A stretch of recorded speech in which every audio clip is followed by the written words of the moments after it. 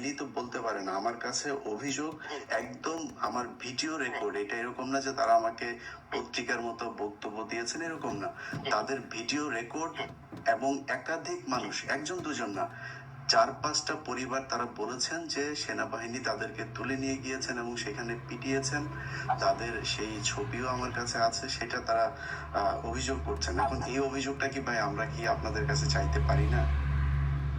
না আপনি তাহলে কারো মাধ্যমে, আমি তো রংপুরে থাকি, রংপুর ক্যাম্পে আসতে পারে, আমাদের ডিভিশন হেডকোয়ার্টার আছে, হেডকোয়ার্টার জিনিসটা জবাব দিতে চাইতে পারে, অথবা আমাদের আর্মি হেডকোয়ার্টারের মাধ্যমে জবাব দিতে চাইতে পারে। আমিও জবাব দিতে উঠতে না। আমি এখন আপনি তো এখানকার চিফ, আপনি সব কাজ করবেন সেটা তো না। আমি তো বলিও না যে আপনি পেটাইছেন, এটা কি আমি একবার আপনাকে বলছি?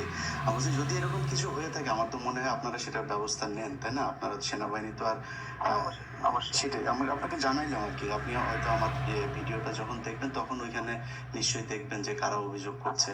তো তখন আশা করি আপনাদের কাছে যে এই ধরনের ঘটনা যদি ঘটে থাকে, আপনি অধিনায়ক হিসেবে আপনার কাছে আমি এটার বিচার চাই আর কি।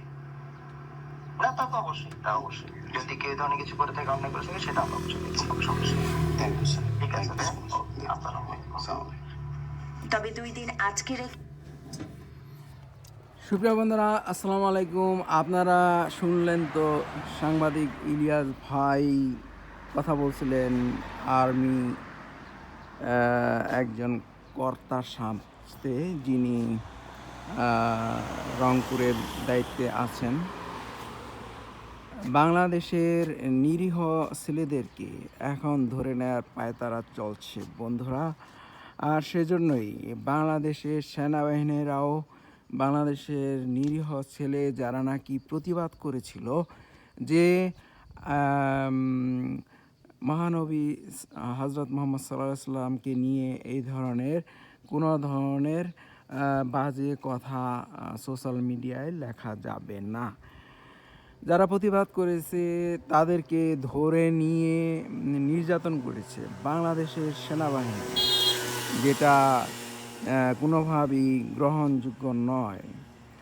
আর এই খেলাটা খেলছে কারা? ভারতের গোয়েন্দারা বাংলাদেশের ভিতরে যারা আছে, যেমন প্রকাশ্য গোয়েন্দা বলতে আমরা যেগুলো বুঝি, ডেইলি স্টারের সম্পাদক মাহফুজ মিয়া, তারপরে আছে প্রথম আলোর সম্পাদক মতিন, তারপরে আছে কালবেলার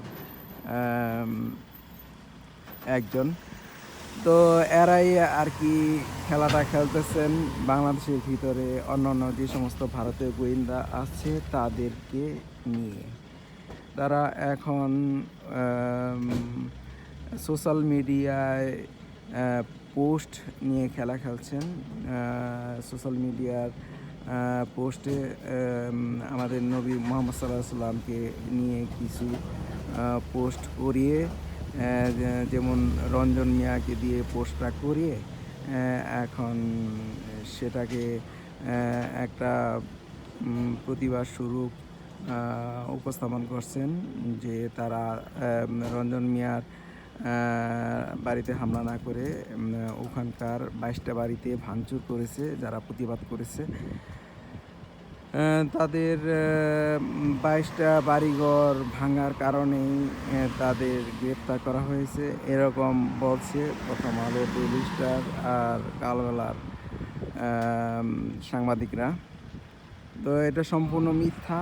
22টা বাড়িতে হামলা হয় নাই, হামলা হয়েছিল মাত্র হয়তোবা ওই রঞ্জনের চাচার বাড়িতে, যেটা রঞ্জনের বাড়িতে করার কথা ছিল, ভুলবশত নাকি রঞ্জনের চাচার বাড়িতে হামলাটা করে ফেলছে। তো বন্ধুরা, আমরা রুখে দাঁড়াবো প্রথম আলো, তারপরে ডেইলি স্টার, তারপরে কালবেলার সাংবাদিকদের ষড়যন্ত্রের ব্যাপারটা। বাংলাদেশে এ ধরনের সাংবাদিকতা নিষিদ্ধ করা উচিত। যেই সাংবাদিকতা বাংলাদেশের ভিতরে বাংলাদেশের ছেলেদেরকে ঘরে থাকতে দিবে না, সেই সাংবাদিকতা রুখে দিতে হবে। এ ধরনের সংবাদ পত্রিকা আমার মতে বন্ধ করে দেওয়া উচিত। তা না হলে বাংলাদেশের ভিতরে তারা অরাজক পরিবেশ তৈরির জন্য সবসময় চেষ্টা চালাতেই থাকবে। আর ডেইলি স্টার, প্রথম আলো, কালবেলা এরা যেহেতু ভারতের টাকা খায়, সেহেতু তারা এই ধরনের বাংলাদেশ বিরোধী ষড়যন্ত্র করবে, এটা স্বাভাবিক। হ্যাঁ, তো বন্ধুরা, আজকের মতো বন্ধু সবাই ভালো থাকেন। আসসালামু আলাইকুম।